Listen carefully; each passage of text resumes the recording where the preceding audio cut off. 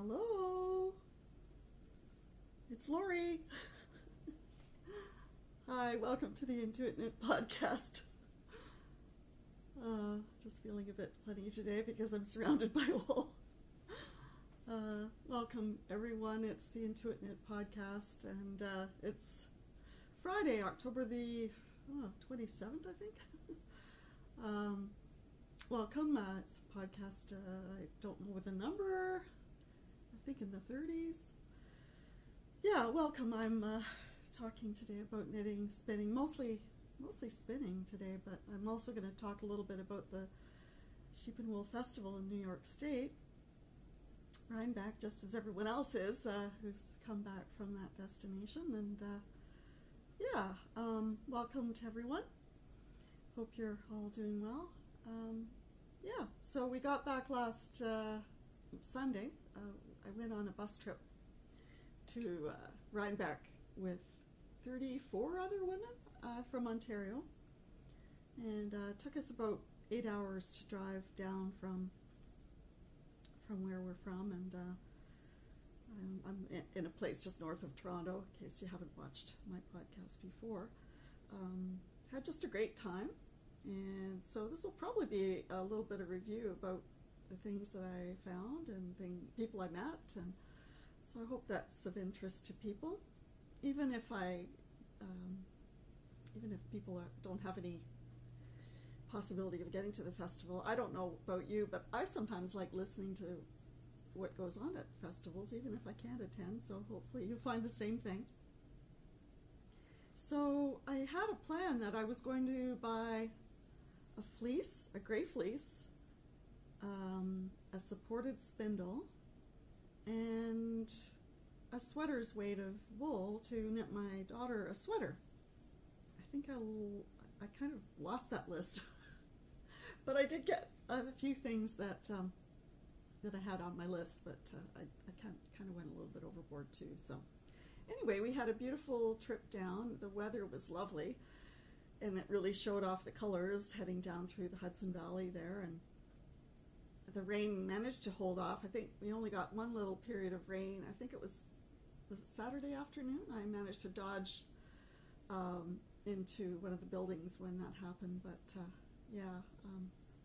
that was the only thing that was the blip in the weather. So it was perfect sweater weather, and so it was their usual fashion show of sweaters that people wore. There was a lot of similarity in the sweaters because Caitlin Hunter's designs are really popular. So managed to see a lot of her designs walking around the festival. I'm wearing the one that I finished, and it was funny because this is the only thing I did in the 8 hours that it took to drive down, was basically to put this sweater together. I had all the pieces completed, but it hadn't been assembled yet. So my task on the trip was to sew it all together and then do this rolled collar, and the stockinette stitch collar that naturally just rolls to make a finished edge here. This is this design by Amy Herzog, and this is the Dancez sweater. It's D-A-N-C-E-Z. It's in one of her books. I think she's got 3 books that I know of about sweaters.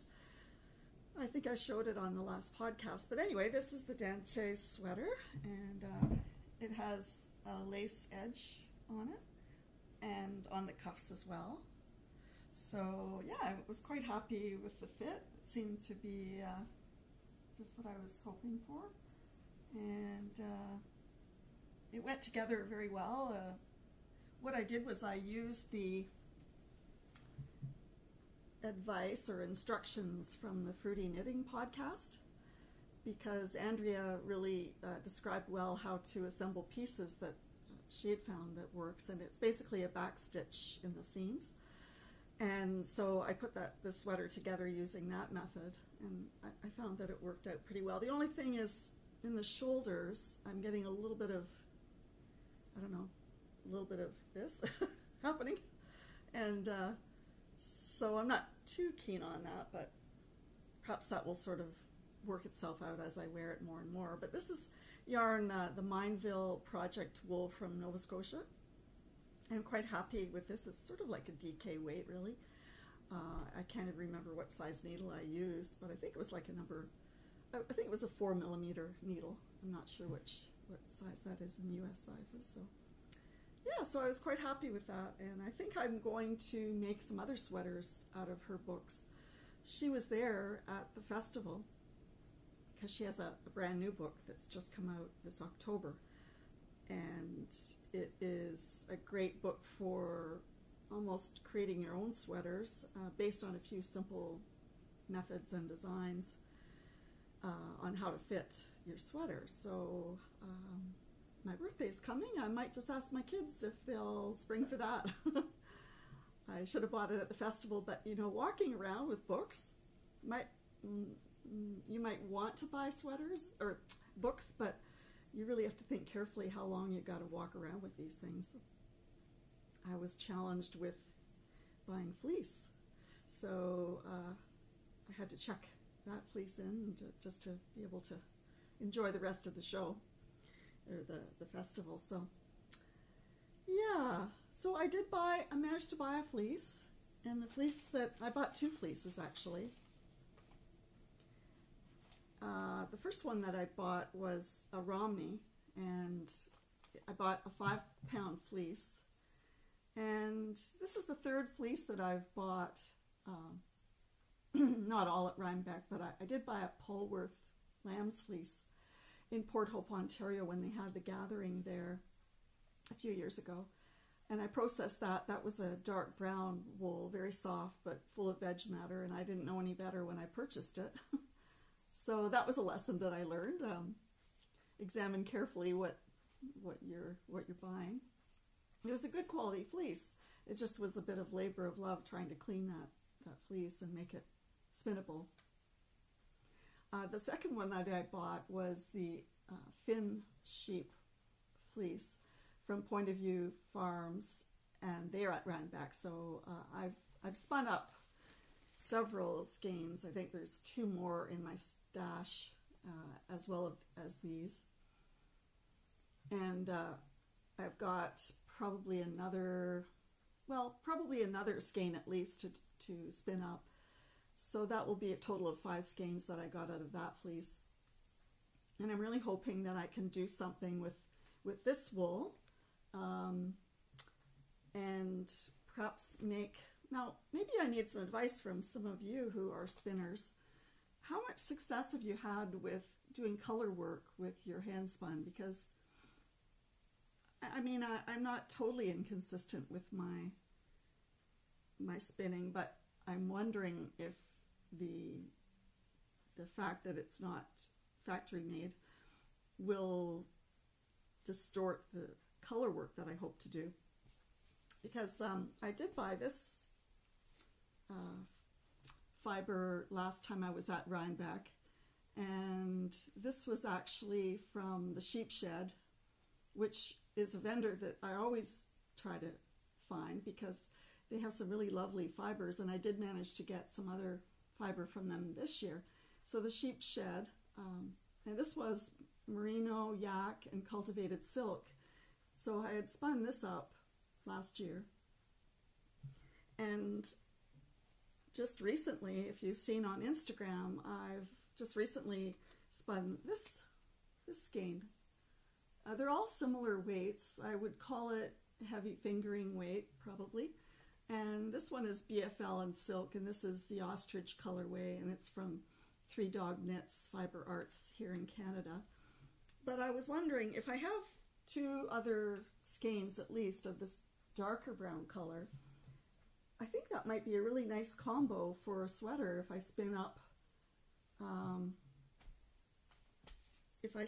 one more dark Finn sheep skein. That those colors might work very well together. Yeah. So let me know what you think about using your hand spun with color work, if you've had much success with that, and any tips that might make the color work more effective. I'm thinking that perhaps the number of stitches that are in blocks to create the design may work better than color work that has only, say, 1 or 2 stitches that define the shapes.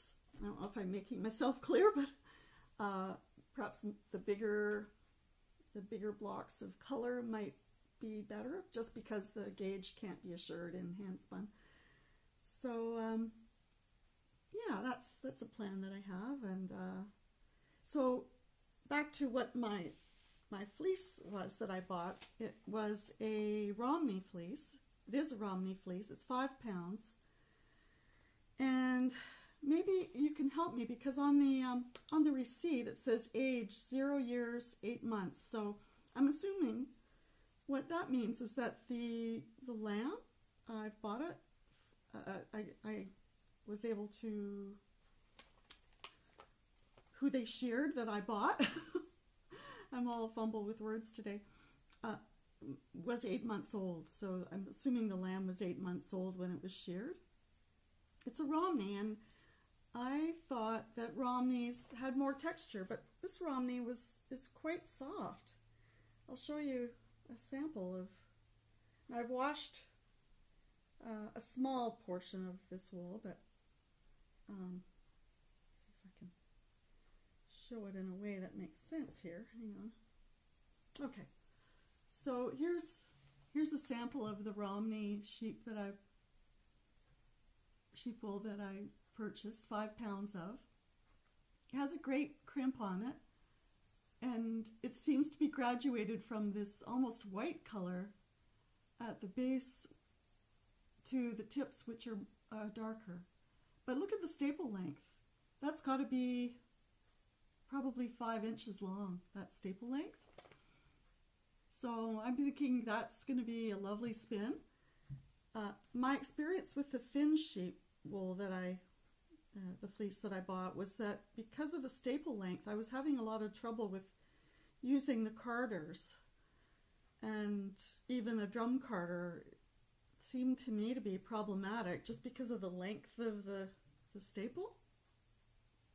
So what I ended up doing was flick carding my Finn sheep, and I hoped that I could avoid that, but when I saw the color of this beautiful Romney fleece, I just couldn't resist it. So even though the staple is really, really long, I may end up doing the flick carding again with that. So, but yeah, isn't that beautiful? Really nice. And it's very soft. Maybe because that's the age of the sheep. Perhaps maybe you can enlighten me on. For those of you who are shepherdesses out there, I was lucky enough to meet Patricia from Knitography. I met her when I was in Edinburgh, and also met Lori from the Chickenwood Studios podcast, and those 2 women are knowledgeable about sheep. So maybe you can comment if you happen to see this podcast. Give me any information that you have about the breed and the staple length, how best to process it. I would really be grateful for that. So yeah, that was a big purchase. But when I went to Rhinebeck, what I hoped to do was also to get some Cormo fleece, because I had been listening to, well, now I'm not going to remember who was on a mission to promote Cormo a couple of years ago. She's well known, but I noticed there's a lot of people that are using Cormo now prominently in their yarn production, and I did manage to find a few vendors that had Cormo, that were selling Cormo, and so I did actually make a purchase, and you just saw it a few minutes ago. This beautiful ball of roving from a Cormo sheep, and it's variegated, as you can see. So yeah, that'll be interesting how I'll spin that. But it's very, very soft, and this was, I don't know what the weight of this was. I probably did know at one point. Was it 2 pounds? Could be 2 pounds. All I know was the cost of it. But somebody who was passing by, who was a spinner, said this is enough to make a sweater, and just the mass of it is probably telling me it probably would make a sweater. But in my obsessed kind of way, that wasn't enough. So I did buy that, but I also bought this lovely skein, and this was Marshmallow Farm, and it's called Fluff. It's a Cormo comb top and 3 ounces, and that is like a cloud. So this will be a welcome addition if this ball that I've bought isn't enough to make a sweater. But I couldn't pass this by, and this was being sold at the sheep shed, I think. Was it the sheep shed? Or maybe it was right beside the sheep shed vendor. But yeah, this was such a lovely soft roving that I just had to come home with. And if that wasn't enough, I decided, okay, well, let's just try every breed that we can find. So I managed to find some lovely roving from, again, the sheep shed, Mountain View Farm, some Targhee, and so I bought some lovely Targhee. This is, I don't know how much,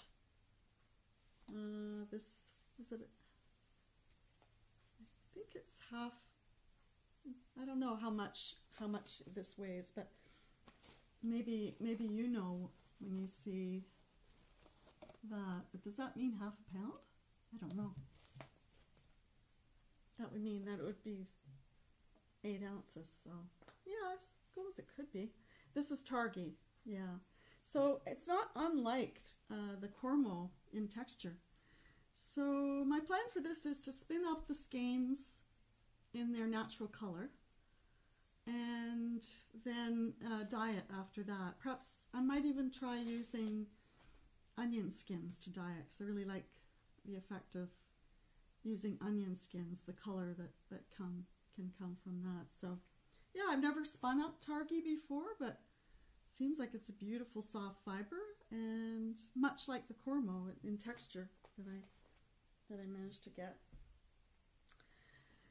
So I've been entertaining myself, fantasizing about hand spinning with using a spindle. And I've been studying different podcasters that were kind enough to share their expertise on that, including Emily of the Fibertown podcast. I went back and looked at one of the supported spindle episodes that she had put out there. So I did buy a supported spindle from Stephen Willett, and this I believe is Ashwood. It's just a beautiful item, a piece of art really. The delicacy of it, the weight of it, is just so satisfying to hold. And I did try it out at the booth, and it just has a lovely spin. So I'm thinking I'm going to try to perfect my technique. I've got this little salt cellar that I'm hoping to use until I can justify buying a little bowl that will go between my legs just to use anywhere in the house. But for now, I think I'll just try using this salt cellar to do the spinning. But look how beautifully that spins and how long it spins. And I'm not even an experienced spinner, so you know, I guess that's the thing, eh? If you're not very experienced and the tool itself takes over, that's a really good thing. But yeah, I really am fascinated with watching people do the supported spindle technique, and I really would love to perfect that and go back to basics. I have 2 spinning wheels that I just learned to spin on, but I never really learned from using a spindle, and I really would like to try to go right back to basics and do that. So that beautiful Stephen Willett spindle is just the ticket. So that, and the other spindle that I purchased was this one, and this was from Snyder Spindles, and it's actually a Turkish spindle, and I've been practicing on this. It's a beautiful little spindle. It's just the right weight, and I like this weight because when you're just learning, if the spindle is too heavy, you can foul up a lot of times just because the weight is going to pull your drafting out, and you're not going to be probably able to continue on without losing your spindle, having it drop down. So I think the weight of it is just right, and I am used to drafting, so this is perfect for me. Right now I'm using some fiber that I purchased that I thought would be very good, because sometimes if you use mohair, it has a lot of strength, and so I bought this mohair roving that I was admiring. It's 50% mohair, 50% wool, and it's from Tinkadel Farm. I'm going to just show you the label.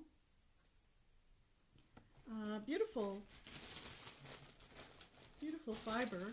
Not my usual purchase because it does have a little bit of selena in it, but I just love the color of the turquoise and the purple, and thought that would be good to practice something beautiful. Even though you might not have the skills to perfect, the yarn that you come up with, the actual fiber can carry you through. So that was my thinking. If I get something beautiful and with a long staple length that I can use, I can keep practicing. So what I've been learning is how to wind it onto the Turkish spindle. So that's under 1 and over 2 to come up with a ball at the end of it all that you can just remove these pieces from, and presto, you've got a little ball of goodness then that you can ply from. So yeah, I'm having a lot of fun with this. I was even doing it on the bus. I sat in the seat next to the aisle, and on the way home I was doing a little bit of spindling. So it just shows you the versatility of being able to do this anywhere, and that was really great. The only thing about this Turkish spindle, if you're traveling with it, is that you want to make sure that you're not going to sit down on it or anything and break some of these bars off. But to prevent that sort of thing, what I did was I made myself a little bag before I left. You might have seen it on Instagram. My daughter had been using some of these lovely, I don't know if they were dyed using wax resist, but there were some beautiful little pieces that she'd actually discarded, and I kind of retrieved from the garbage can. I have been known to do that. And just made this beautiful little bag out of some of the pieces that she'd discarded in whatever it was she was making. So I have a Golding spindle, so this has been living in the bag that I've created, and I'm getting not too bad at it. It's a practicing thing, right? And you have to be gentle with yourself when you're learning anything. And the great thing about it is that you can ply it, and that will cover up a lot of your irregularities in your yarn. So yeah, for this I'm just using some BFL that I had dyed not too long ago with a friend, and so we'll see how that turns out. I have this idea that it would be lovely to have all these little balls of hand spun, and then you could put them all together in various ways when you ply them. It could be quite magical, I think. So it means you don't have to commit to any one colorway, any one fiber. And if it's not working out for you, then just try something else. But at the end of it all, if you incorporate these things together, that could be a piece on its own, that can't really be duplicated, which is, it's lovely and unique to have those things. So yeah, so my little bag is keeping my spindle safe and I'm probably going to have to find a very safe place for my other ones now, and I'll have to go diving in the garbage can for scraps and make something else that's beautiful to house them. So yeah, that's my little pouch for taking on trips if I want to take my spindle with me.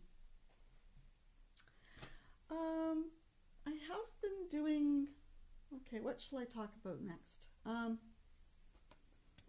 Well, I think probably what I'll do is show you what I bought for the sweater's weight. I was telling you that I was going to buy a sweater's weight for my daughter. I was thinking I would make her the Carbeth pullover. And it's awfully hard to buy yarn for someone else, isn't it? Especially somebody who's very particular, I suppose, and has great taste. It has great taste in fiber and fabric and that sort of thing. My daughter being who I'm talking about. But I think that I chose well. We'll see. She hasn't seen this yet. But this is Harrisville Designs yarn, and this is, what colorway? This is called Birch Bark. I don't know if the color's coming through there, but it's lovely kind of mottled effect. It's not pure blue. It has some other fibers that are creating a little bit of variation in the actual yarn. And so I've got, let's see, 6 skeins of this. I'm hoping that will be enough. My calculations were guiding me. She's probably the smallest size that is on the pattern, and the good thing is I probably can order more. But that booth was very, very well visited. And, you know, as I stood there, colors were getting sold out because I went there on the Sunday. And this one caught my eye. I thought, oh, well, you know, if it isn't her cup of tea, you know, it's not so colorful that she couldn't wear it, even if it wasn't her first choice. So yeah, that was pleasing. And I did walk through and do the usual, you know, reckless purchases. There's no reason, there's no rhyme for it, but you just kind of grab it because you're there in the moment. And so I went to the Into the World booth, and they had these small skeins that they were selling off at a very good price. This one's called Vampires of Venice. Who doesn't need that for Halloween, eh? And so I bought this lovely, just one-off skein, which has a lot of the beautiful colors that I love, and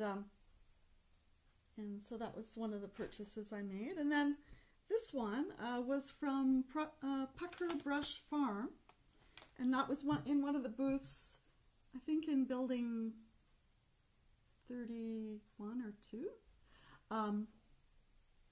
And this was a lovely one-off skein that the woman had made. And, you know, when you're buying something, isn't it lovely to have a chat with the person? You know, that probably if I had just walked by and hadn't had a little chat with her, you know, I would have just said, oh, there's another skein and another color and so on. But there's something kind of personal about being able to talk to the person who's dyed this up. And so, yeah, I'm quite happy with this. It's, I think it's just your regular 75-25 mix. It's not super washable. So I thought that was quite beautiful. Yeah, I could look at that all day, couldn't you? Yeah, so that was a fun little thing. So what am I going to show you next? I think what I will do is show you some of my sewing. Actually, I'll just maybe I'll show you what I was working on the way back from Rhinebeck. And for those of you who really object to this sort of topic, maybe just skip over a few seconds on this video. But lately in the news, and I have to be careful about listening to the news. Lately in the news, even though you don't intend to hear some of the things that are out there, there's some things that will jump out at you and you just can't avoid, you can't shield yourself from, and somehow on a visceral level you just recoil at some of the things that you're hearing. I'm not going to go into what it is that I'm so upset about, but if you think back in the news about what some of the most horrendous things are that you've heard lately, you might know what I'm talking about. But then I just thought, you know, I'm going to probably try to put a positive spin on this, and the waves of nausea that I felt about this particular thing that I heard in the news, just imagining about the loved ones of this person that was taken from us, I just thought I would try to put something positive into it. And so my waves of nausea then became this blue wave design, and this is a hat design by Donna Dracunis. So I grabbed some of my wool and I decided I would make this hat of the blue wave. It doesn't have some of the logo, the wording in it, because I thought this hat might outlive, hopefully, the issue that we're trying to deal with. But yeah, I just really liked it, and I think it's a positive thing to consider, that there could be change in the world that might prevent these things from happening again. But anyway, I'm enjoying making this, and the color work is satisfying. I like the fact that there's some variation in the blue to make some of these waves. And yeah, it's not a hard hat to make, and this is the pattern. It's called Blue Wave 2018, and that's by Donna Dracunis. So that's something that I was working on. I wasn't working it on the bus just because I didn't think that would be a good idea. Yeah, so that's just a little aside. I went to the fabric store the other day, and I'm looking at things that I can wear in the wintertime. On the way home in the bus, I decided to wear a skirt, and I think I'm going to be doing that more often, wearing skirts, just because if you sit a lot, and you're a knitter, you will be sitting a lot. I find that pants don't really help the circulation somehow, and I think skirts are great. You know, they're comfortable, you can adjust the waist very many times, and with a pair of tights that are well-fitting, like, it's the perfect garment. So I bought this piece of corduroy that's patterned, and I just thought it was beautiful. So maybe you'll think so too. But look at all the beautiful fall colors in it. So I got 1.5 yards. That will be enough to make a skirt, or else there's something wrong, but but I think even a jumper you could probably make out of this fabric. It would be very nice. The only thing you have to watch when you're working with corduroy is that you have the nap going in the right direction. And I'm thinking that if you're wearing a skirt, you'll probably be putting your hands down this way more than you'll be bringing them up, and so you probably want the nap to be smooth as you put your hands down on your skirt. So I'll be doing that, and perhaps even making a sweater that will match some of the beautiful colors in that. But I just love that for fall. Yeah, I thought it was quite stunning. And I have finished one of these tunics, and this was for the West Water tunic, the squam pattern that I've showed you several times. I've made this before, but I had purchased other fabric that I used for it, and I've just realized that I've forgotten it, so I'm going to go and get it, and then I'll show it to you.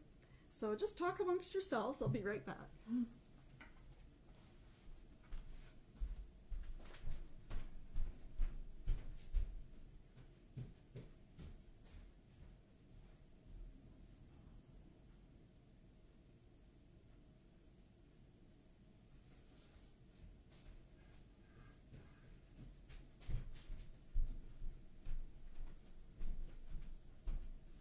Sorry about that. Okay, so this is the tunic that is the Westwater tunic, and I've made it out of a cotton. And what I did was I didn't put buttonholes in it. Instead, I put snaps underneath the buttons. And actually, on the whole, I'm pretty satisfied with it. However, I think I might take out some of these gathers and redistribute them because they seem to be accentuating my bust, and I just think I don't need it.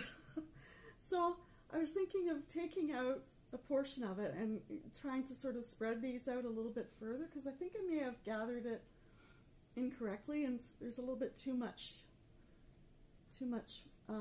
gathering in this area here. So when it's on me, it kind of poofs out, and I don't think that's very flattering. So, but I was pretty happy with it. They're on the whole pretty good patterns. I have to say, with this one, I would have liked it if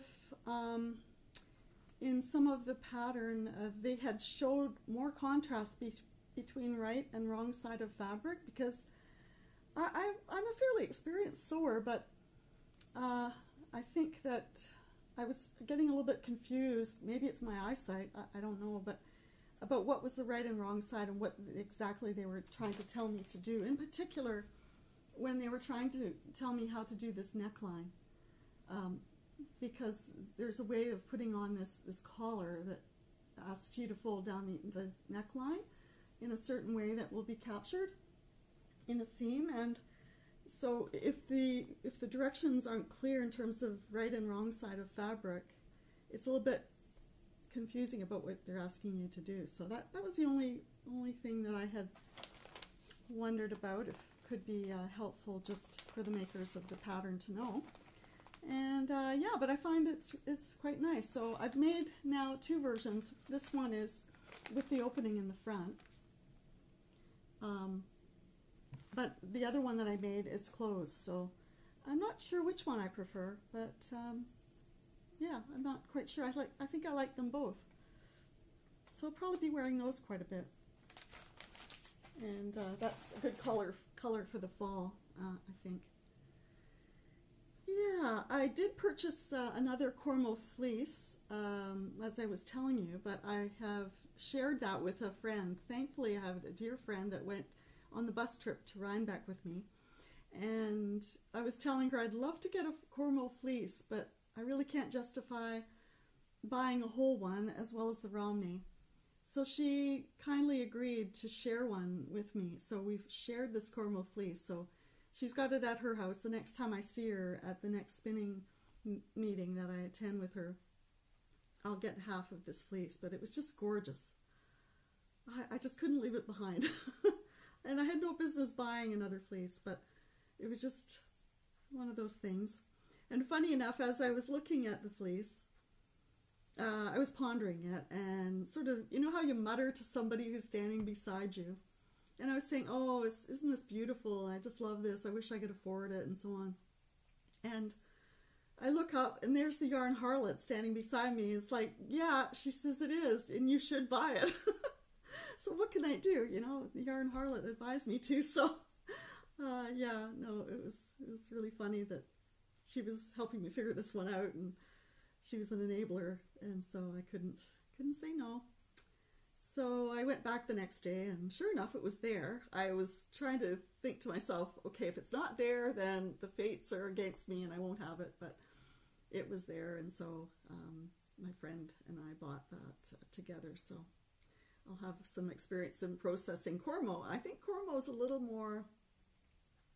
has a little bit more lanolin in it, so it might be interesting to see how that's processed, how I can wash that to keep all the good qualities of the Cormo and get rid of some of the lanolin there. But a very clean fleece it was, and that's the thing about Rhinebeck, is you can pretty much be assured if you buy it at the fleece sale that you're not going to get a fleece that hasn't been well examined and graded.